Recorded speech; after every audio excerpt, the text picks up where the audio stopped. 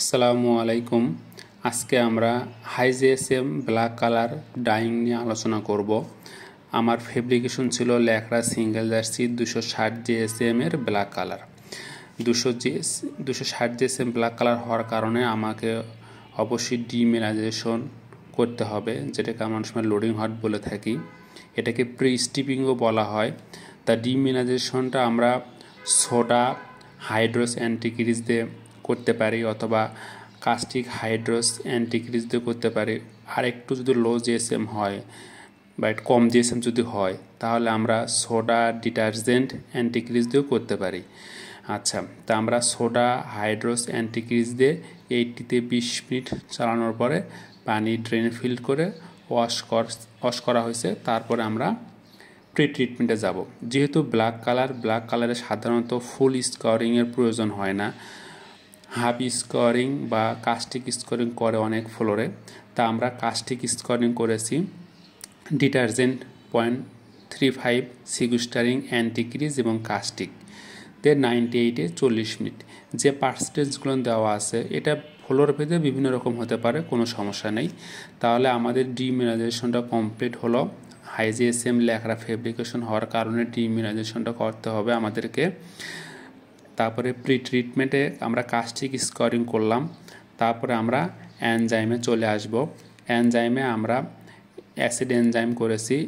Acid 1 গ্রাম per litre, enzyme 0.2%, 55-তে 1 ঘন্টা করার পর এনজাইম হট দিয়ে ওয়াশ ক্লিয়ার করলাম। তারপরে আমরা ডাইং প্রসেস নিয়ে আলোচনা করব। ডাইং প্রসেসে আমাদের হচ্ছে প্রথমে লেবেলিং দিয়ে পিএইচ কন্ট্রোল করব। পিএইচ 6.5 রাখবো। ব্ল্যাক কালারের সল্টের পরিমাণ অনেক বেশি থাকে, তো সল্টের রিসার্কুলেশনে আমরা 15 থেকে 20 মিনিট সময় লাগতে পারে। তারপরে সল্ট যাওয়ার পরে আমরা কালার ডোজিং দিয়েছি। কালার ডোজিং হচ্ছে 25 মিনিট, রান টাইম 20 মিনিট। যেহেতু ব্ল্যাক কালারে কাস্টিক থাকে, তো অবশ্যই কাস্টিকটা অনেক আগেই আমাকে গালায়া ঠান্ডা করে রাখতে হবে এবং এটা সোডার সাথে অবশ্যই সেকে সুন্দরভাবে দিতে হবে। তো সোডা প্লাস কাস্টিকটা প্রোগ্রেসিভ বা 70% ডোজিংয়ে 45 মিনিট দিতে হবে। তারপরে আমার কালার স্টিমে আর শেড আসবে। শেড ম্যাচিং হওয়ার পরে আমাদের বিডি করতে হবে, অর্থাৎ বাথটা ড্রেন করতে হবে।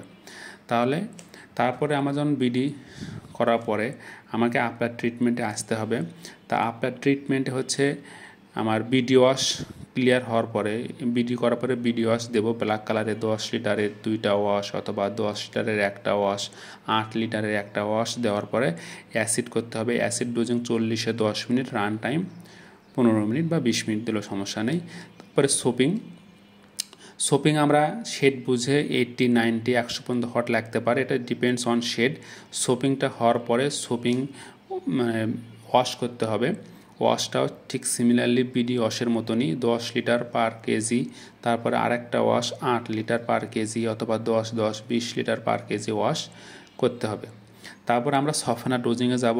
সফেনার ডোজিং 40-এ 10 থেকে 15 মিনিট, রান টাইম 20 মিনিট। সফেনার ভালোভাবে করার পরে আমার আনলোড করতে হবে। অর্থাৎ ব্ল্যাক কালার ডাইং প্রসেস এটা ছিল হচ্ছে হাই জিএসএম ব্ল্যাক কালার।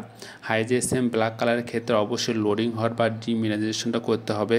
তারপরে প্রি ট্রিটমেন্টে আমরা কাস্টিক স্কোরিং বা হাফ স্কোরিং করতে পারি। আচ্ছা, তারপরে এনজাইম, তারপরে ডাইং, আফটার ট্রিটমেন্ট। এই ছিল ল্যাকড়া সিঙ্গেল জার্সি 260 জিএসএমের ব্ল্যাক কালার ডাইং প্রসেস।